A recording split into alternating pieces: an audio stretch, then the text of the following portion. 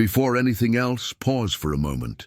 Take a deep breath, slowly. Don't rush ahead. Don't treat this moment as something ordinary.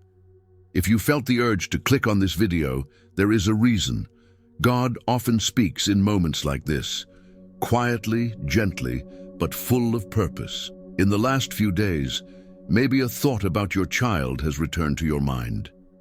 Not always as fear, not always as worry, but as a sense that something needs to be placed in prayer. You look at your child, and on the outside everything seems normal. Yet inside your heart there is a gentle alert, a feeling that is hard to explain. That is not coincidence. It is discernment.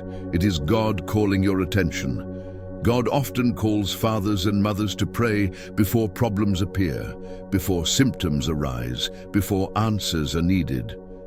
He does this because your prayer has the power to protect what you love most. There are things being formed in the unseen that only prayer can reach. And when God moves your heart to pray, it is because He wants to guard, cover, and intervene. You may be asking yourself, why now? Why today? Because God sees the whole picture. He knows the paths your child will walk, the moments you cannot control, and the situations you were never meant to carry alone. When He calls you to pray, it is not to frighten you. It is to position you as a protector in the spiritual realm. As a father or a mother, your love is powerful, but your prayer is even more powerful. When you pray, you place your child under God's care, under His peace, and under His protection. Many battles are stopped before they ever reach the physical world because a parent chose to pray at the right moment. So now, set aside every distraction. Calm your heart.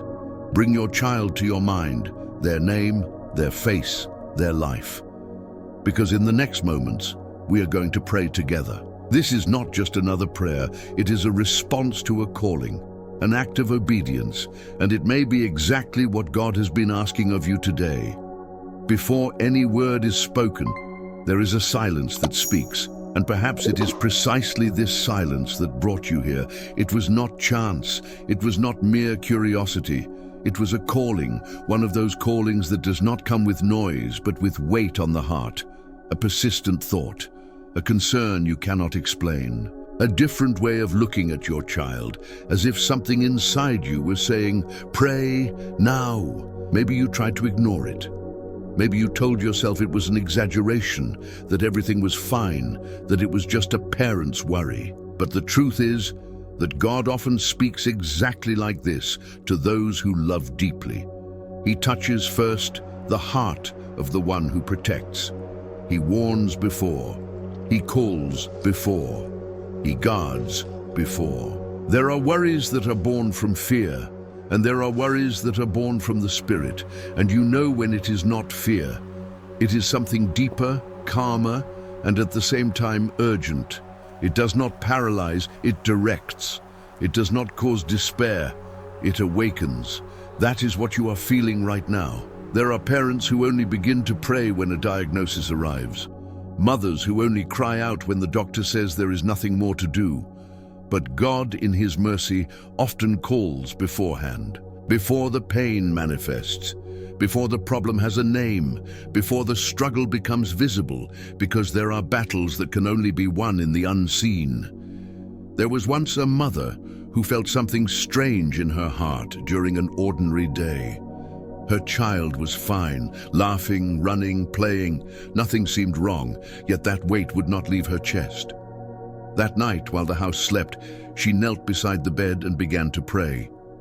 She did not know exactly what to pray. She had no beautiful words. She only repeated, "Lord, guard my child. Lord, cover my child. Lord, protect his health."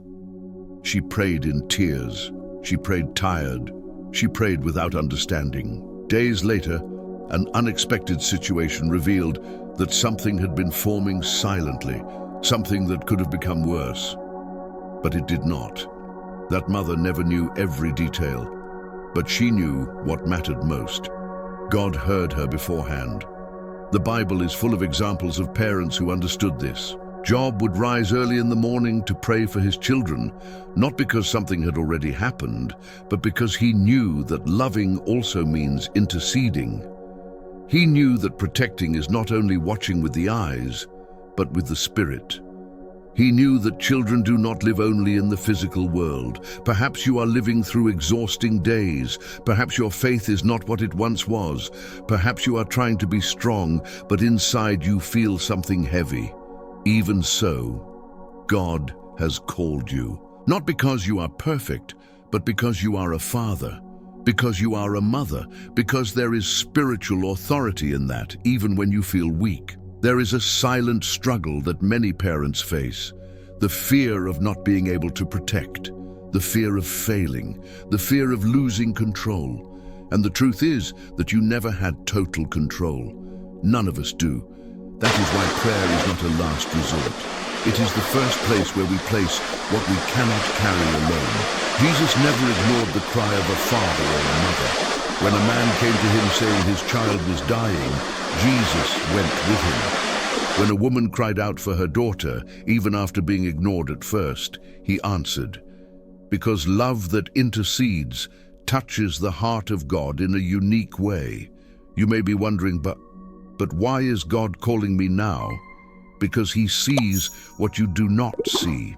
He knows the paths your child will still walk, the environments, the influences, the invisible vulnerabilities. And he chose to include you in the care, to make you an active part of the protection. There are prayers that change destinies, cries that interrupt negative processes, words spoken through tears that build spiritual walls around those we love. Your child's health is not only a medical matter, it is also a spiritual one. Perhaps you have already spent sleepless nights watching your child breathe. Perhaps you felt that unexplainable tightness the first time they became sick. Perhaps you carry memories of hospitals, tests, waiting rooms, or perhaps you have never gone through any of that, and still you feel this calling, because God does not wait for pain to act. Now, allow yourself to stop fighting this feeling. It did not come to frighten you, it came to position you. God is calling you to pray because he wants to guard, because he wants to cover, because he wants to act. Bring your child's name to your mind. Say their name silently, see their face. Feel the love you have for them. That love is the raw material of the prayer God hears. Begin by saying, even if only in your thoughts, Lord, I place my child into your hands. You do not need long phrases.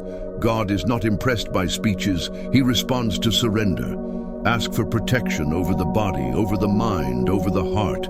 Ask that every hidden illness be neutralized, that every weakness be strengthened, that every evil that tries to draw near be stopped. Pray not only against disease, but for a full and abundant life.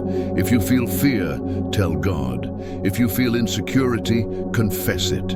If you feel guilt for not having prayed before, surrender that too. None of this pushes you away from God. On the contrary, it draws you closer. There is something powerful when a father or a mother decides to rise spiritually. Heaven moves. Hell retreats. History changes. You may not see it immediately. There may be no visible sign, but there will be peace. And peace is a sign that God is at work. Perhaps months or years from now, you will never know exactly what God delivered your child from, but you will know that you were obedient to the calling. And that is enough. So remain. Do not rush away. Do not treat this moment as something ordinary. If you felt something different, it is because the Holy Spirit is at work. Respond to that with faith. If this message touched you, write your child's name in the comments, not as a ritual, but as agreement in prayer. Share this video with someone else who also needs to pray today. And subscribe to this channel if you desire to walk more deeply with God. Because sometimes the greatest miracle is not the healing that happens later. It is the protection that no one ever noticed because someone chose to pray when God called.